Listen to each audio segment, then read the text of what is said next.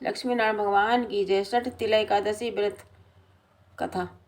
माघ के सन 11 को षष्ठी एकादशी कहते हैं। इस दिन तिल स्नान, तिल से उबटन, तिल हवन, तिलोदक पान, तिलों का आहार और तिल दान से षट कर्म किए जाने का विधान है। इस दिन भगवान श्री कृष्ण की पेठा, नारियल, सीताफल, सुपारी आदि से पूजा की जाती है और इस दिन तिल पट्टी का भोग लगाया जाता है। लक्ष्मी नारायण की कथा। एक समय दालम्य ऋषि ने पुलस्त्य ऋषि से पूछा, हे मुनीश्वर, मनुष्य मृत्यु लोक में ब्रह्म हत्या आदि महान पाप करते हैं और दूसरों के धन की चोरी, दूसरों की उन्नति देखकर ईर्ष्या करते हैं, परंतु फिर भी उनको नरक प्राप्त नहीं होता, सो क्या कारण है?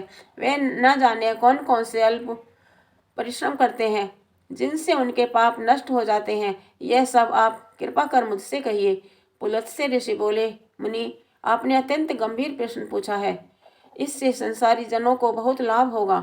इसको इंद्र आदि देव भी नहीं जानते, परंतु आपको वह गुप्त भेद अवश्य बताता हूँ। माघ मास के आने पर मनुष्य को स्नान आदि से शुद्ध रहना चाहिए और इंद्रियों को वश में रखना चाहिए तथा काम, क्रोध, मद, लोभ, मोह, अभिमान आदि का त्याग कर भगवान का स्मरण करना चाहिए।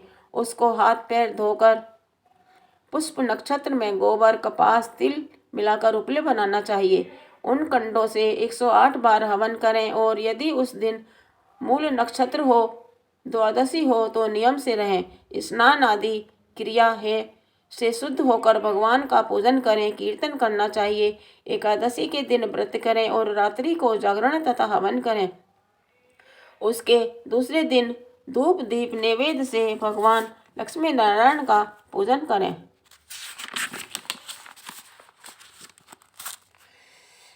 और खिचड़ी का भोग लगाना चाहिए। उस दिन श्री कृष्ण भगवान का पूजन करें, उन्हें पेठा, नारियल, सीताफल, सुपारी सहित अर्घ्य दें।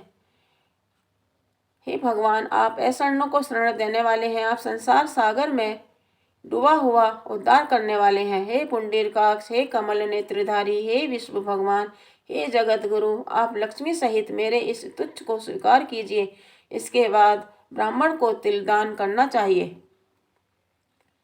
इस प्रकार जो मनुष्य जितने तिलों का दान करता है उसे इतने ही सहस्त्र वर्षों स्वर्ग में निवास करता है। एक तिल, दूसरा तिल का उपटन, तिलोदक, तिल का भोजन, तिल का दान, यह तिला कहलाती है। इससे अनेक प्रकार के पाप दूर हो जाते हैं। एक दिन नारद जी बोले कि भगवान, आपको नमस्कार है। इस षठ तिला एकादशी का क्या पुण्य होता है और इसकी कथा क्या है, सो कृपा कर कहिए। श्री कृष्ण बोले, नारद, मैं तुमसे आंखों देखी एक सत्य घटना कहता हूँ, ध्यान से सुनो। प्राचीन काल में मृत्युलोक में एक ब्राह्मणी रहती थी। वह सदैव व्रत किया करती थी। एक समय वह माह तक व्रत करती रही और उसका शरीर अत्यंत दुर्बल हो गया। वह अत्यंत बुद्धिमान थी, परंतु फिर भी उसने कभी देवताओं तथा व्रतों से अपना मन स्थिर नहीं रखा। इस प्रकार मैंने सोचा कि ब्राह्मणी ने व्रत आदि से अपना शरीर तो शुद्ध कर लिया है और इसको मृत्युलोक से विष्णुलोक भी मिल गया है, परंतु इसने कभी अन्न का दान नहीं किया। इससे इसकी तृप्ति होनी चाहिए। ऐसा सोचकर मैं मृत्युलोक में गया और उस ब्राह्मणी से अन्न मांगा। बोली, महाराज, आप यहाँ किस लिए आए हैं? मैंने कहा, मुझे भिक्षा चाहिए।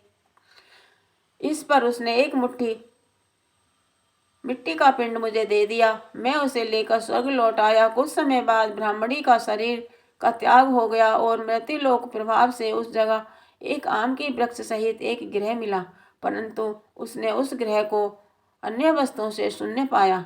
वह घबराई हुई मेरे पास आई, कहने लगी, भगवान, मैंने आपके व्रत और पूजा की है, परंतु फिर भी मेरा घर वस्तुओं से रहित है। मैंने कहा, तुम अपने घर जाओ, देव स्त्रियां तुम्हें देखने आएंगी। जब तुम उनसे षठ तिला एकादशी का पुण्य और विधि सुन लो, तब ही द्वार खोलना। भगवान के ऐसे वचन सुनकर वह अपने घर गई और जब देव स्त्रियां आईं और द्वार खुलवाने लगीं, तब ब्राह्मणी बोली, यदि आप मुझे देखने आई हैं तो षठ तिला एकादशी का महात्म कहिए। उनमें से एक देव स्त्री बोली, मैं कहती हूँ, सुनो। जब उसने षठ तिला एकादशी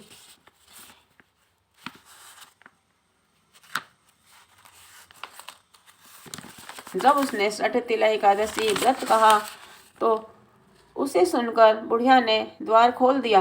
तब देव स्त्रियां के कहे अनुसार उसने षठ तिला का व्रत किया। इसके प्रभाव से उसका घर धन धान से पूर्ण हो गया। अतः मनुष्य को मूर्खता छोड़ के षठ तिला एकादशी का व्रत करना चाहिए। इससे मनुष्य को जन्म में आरोग्यता प्राप्त होती है। वो लक्ष्मी नारायण भगवान की जय।